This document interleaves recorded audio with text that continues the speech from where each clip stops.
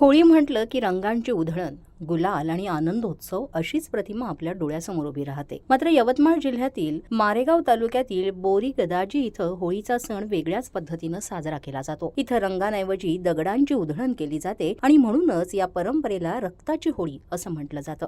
गदाजी महाराजांची कर्मभूमी म्हणून ओळखल्या जाणाऱ्या या गावात फाल्गुन पौर्णिमेला दरवर्षी मोठी यात्रा भरते. पंचक्रोशीतील तसंच दूरदूरच्या भागातून हजारो भाविक या यात्रेसाठी इथे येतात. यात्रेच्या दिवशीच ही अनोखी आणि अंगावर काटा आणणारी परंपरा पाहायला मिळते. स्थानिक आख्यायिकेनुसार सुमारे 50 वर्षांपूर्वी गावात घडलेल्या एका घटनेत एका बालकाचा मृत्यू झाला होता. त्यानंतर गावकऱ्यांनी संताप व्यक्त केला. त्यावेळी गदाजी महाराजांनी होळीच्या भस्मानं त्या बालकाला स्पर्श केला आणि तो जिवंत होईल असं सांगितलं गेलं. या कथेनुसार तसं घडलं. त्या घटनेच्या स्मरणार्थ दरवर्षी होळीच्या दिवशी दगडफेक करून रक्तरंजित होळी खेळण्याची प्रथा सुरू झाली असं गावकरी सांगतात. या दिवशी सकाळी गावात प्रतिकात्मक शवयात्रा काढली जाते.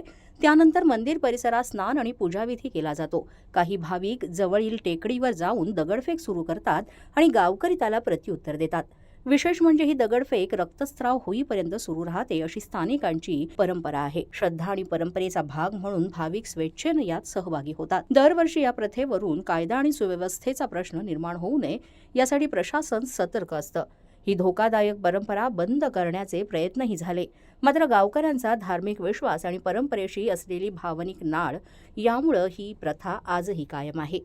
एका बाजूला श्रद्धा आणि परंपरा तर दुसऱ्या बाजूला मानवी जीविताचा प्रश्न. अशा द्वंद्वात बोरी गदाजीतील रक्ताची होळी आजही सुरू आहे. बदलत्या काळात अशा परंपरांकडे नव्या दृष्टिकोनातून पाहण्याची गरज व्यक्त होत असली तरी या गावात मात्र ही परंपरा आजही तितक्याच उत्साहात पाळली जात आहे. सचिन मेश्राम, जागृत महाराष्ट्र न्यूज, मारेगाव, यवतमाळ.